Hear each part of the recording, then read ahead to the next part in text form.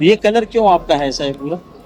मेरे पीर को पसंद है मेरे पीर को पसंद है। ये कलर आपके पीर को पसंद है? कौन है आपके पीर? हुजूर शहजादा है।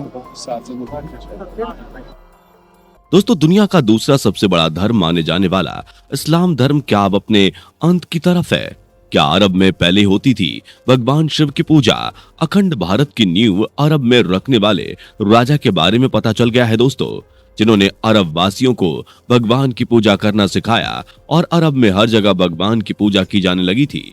दोस्तों, कुछ दिनों से सोशल मीडिया पर एक न्यूज काफी वायरल हो रही है, जिसमें दावा किया जा रहा है कि अरब के मक्का शहर में मौजूद काबा के अंदर भगवान शिव को कैद किया गया है।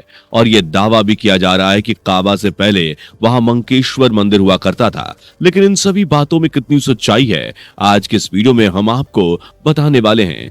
हमारे साथ वीडियो के अंत तक जरूर बने रहिए। वीडियो अच्छी लगे तो लाइक और शेयर करिएगा। वीडियो में आगे बढ़ें उससे पहले अगर आप एक सच्चे हिंदू हैं तो सब्सक्राइब करें फैक्ट मंत्रा चैनल को और बेल नोटिफिकेशन को ऑल पर लगाएं ताकि कोई भी वीडियो मिस ना हो। दोस्तों, अरब में इस्लाम धर्म से भी पहले लोग एक ईश्वर को मानते थे और उनकी प्रतिमा के रूप में उन्हें पूजा करते थे, और वो धर्म कोई और नहीं बल्कि हिंदू धर्म था। इस्लाम से भी पहले हिंदू धर्म अरब के कोने कोने में पहुंच चुका था और धीरे धीरे फैल भी रहा था। मगर पैगंबर मोहम्मद के जन्म के बाद अरब में मूर्ति पूजा को लेकर कुछ लोगों ने सवाल खड़े करने कर दिए और फिर इस्लाम धर्म अस्तित्व में आया। अरब में भगवान शिव के विशाल शिवलिंग की पूजा भी की जाती थी। कहा जाता है कि मक्का शहर में मौजूद काबा उसी जगह पर मौजूद है जहां भगवान शिव के विशाल शिवलिंग की पूजा होती थी। आपके दिमाग में यह सवाल जरूर आ रहा होगा कि भारत से हिंदू धर्म अरब कैसे पहुंचा होगा। तो दोस्तों, आपको बता दें कि अरब संस्कृत भाषा के शब्द अटवस्थान से लिया गया है, जिसका मतलब होता है घोड़े की भूमि। और ये तो आप और हम अच्छे से जानते हैं कि अरब देश अपने घोड़े के लिए ही जाना जाता है। अरब वासियों के साथ भारत का यूरोप तक व्यापार पहुंचाने का रास्ता था।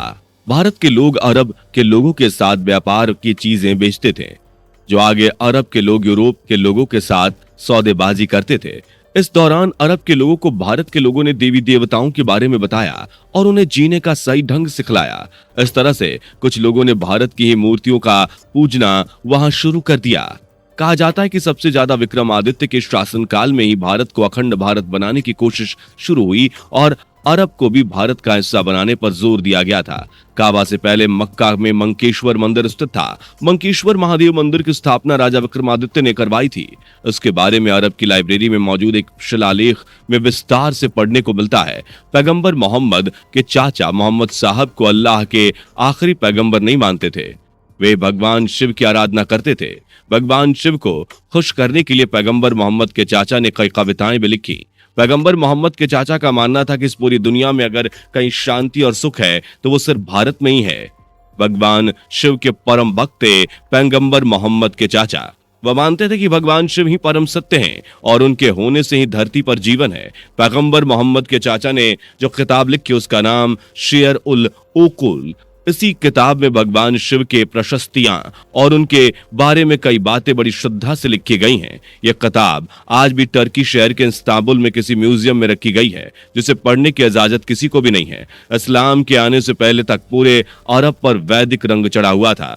कई हिंदू इतिहासकारों ने इस बात का वर्णन अपनी पुस्तकों में किया है। इस तरह का वर्णन पीएन ऑक की किताब विश्व वैदिक राष्ट्रीय इतिहास में तथ्यों और पौराणिक सबूतों के साथ अरब के इतिहास को पेश किया गया है। शेर उल ओकुल नाम की किताब के पेज नंबर 300 से लेकर 317 में विक्रमादित्य का गुणगान भी किया गया है। पूरी दुनिया में विक्रमादित्य के सोने के शिलालेख का मक्का में होने का पता भी इसी से चला था।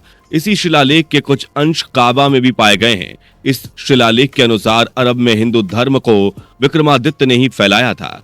काबा में आज भी ये शिलालेख मौजूद है, जो काबा के मेन दरवाजे पर ही नजर आते हैं, लेकिन वहां से हर किसी को जाने की इजाजत नहीं है। दोस्तों, कहा जाता है कि 1820वीं शताब्दी की शुरुआत में एक यूरोपीय यात्री इस बात का पता लगाने के लिए मक्का शहर गया था। मक्का में एंट्री लेने के लिए उसने पहले तो इस्लाम धर्म को अपनाया था और फिर हज करने के लिए काबा गया।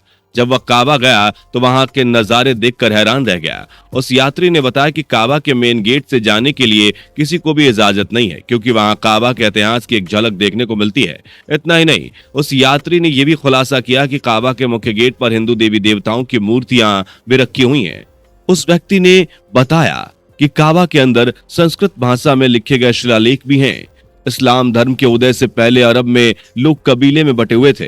हर कबीले की अपनी मान्यता थी और अपना ईश्वर था, लेकिन पूजा करने का तरीका सबका एक जैसा। अरब में इस्लाम धर्म के आने से पहले हर कबीले लोग मूर्ति पूजा करते थे।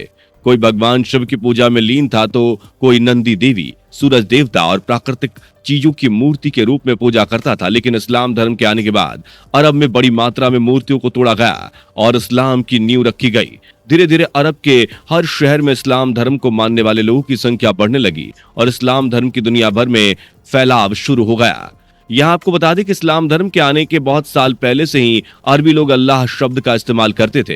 अरब के लोग अपने ईश्वर को अल्लाह मानते थे और उनकी पूजा करते थे। पैगंबर मोहम्मद ने अरब के लोगों को मूर्ति पूजा करने से मना किया और उनसे कहा कि अल्लाह की कोई मूर्त नहीं है, बल्कि अल्लाह तो हमारे कण कण में है। अरब में वैदिक धर्म पहुंचने की एक और थियरी बहुत फेमस है। अंग्रेज इतिहासकारों का मानना है कि जब आर्य भारत आए, जो कि पहले से ही भारत के वासी हुआ करते थे, मगर अंग्रेज उन्हें भारत से बाहर का समझते थे। आर्यों ने सत्ता के लिए बहुत सी जंगें लड़ी और जीती भी। जंगों को जीतने के साथ साथ आर्य और मजबूत हो गए और वह अपने वैदिक धर्म को दूसरे देशों तक भी पहुंचाना चाहते थे। तब आर्यों ने अरब की तरफ अपना रुख किया। ईरान, इराक होते हुए आर्य वैदिक धर्म का झंडा लहराते हुए अरब तक पहुंचे और वहां अपने धर्म का प्रचार प्रसार करने लगे। लेकिन अरब जाने के बाद ये आर्य उन्हीं अरबी लोगों में खो गए और वहां के रीति रिवाज और उनके धर्मों में विश्वास करने लगे। हालांकि कुछ आर्यों ने मूर्ति पूजा करना नहीं छोड़ा और बाद में यहूदी कहलाए। दोस्तों, अरब में वैदिक धर्म के पहुंचने और वहां भगवान शिव की आराधना किए जाने के कई इतिहासकार दावा करते हैं, लेकिन पर्याप्त सबूत न होने की वजह से इस बात पर किसी को यकीन नहीं आता। वहीं अगर बात की जाए मक्का शहर में मौजूद काबा के अंदर भगवान शिव के कैद होने की, तो इस तरह की अफवाहों का कोई प्रमाण नहीं मिलता और न ही भगवान शिव को कोई कैद कर सकता है। आपके इस बारे में क्या राय है, हमें कमेंट करके बताइए। इस्लाम धर्म में सबसे ज्यादा पवित्र माने जाने वाला मक्का शहर का काबा पहले मंकीश्वर मंदिर था या नहीं, और वहां वैदिक धर्म को किसने पहुंचाया था, इसके बारे में कोई भी जानकारी स्पष्ट तौर पर नहीं मिलती। हालांकि इस बात से भी इनकार नहीं किया जा सकता कि अरब देशों में इस्लाम धर्म की उत्पत्ति से पहले मूर्ति पूजन करने वाले लोग ही रहा करते थे। आज की वीडियो में हमने आपको जो कुछ भी बताया, बस अब हमने तथ्यों के आधार पर ही बताया है और कुछ भी मनगढ़ंत नहीं है। आपको आज की वीडियो कैसी लगी, हमें कमेंट करके जरूर बताइएगा। वीडियो अच्छी लगी हो तो लाइक और शेयर कर दीजिएगा और इस तरह की रोचक वीडियोस को देखने के लिए चैनल को सब्सक्राइब जरूर कीजिएगा। मिलते हैं अगली वीडियो में, बाय बाय। दोस्तों, आपकी स्क्रीन पर 2 और वीडियो दिख रही हैं, जिसे देखने के लिए आप स्क्रीन पर क्लिक करें। दोनों देखिएगा, बहुत अच्छी वीडियो बनी है।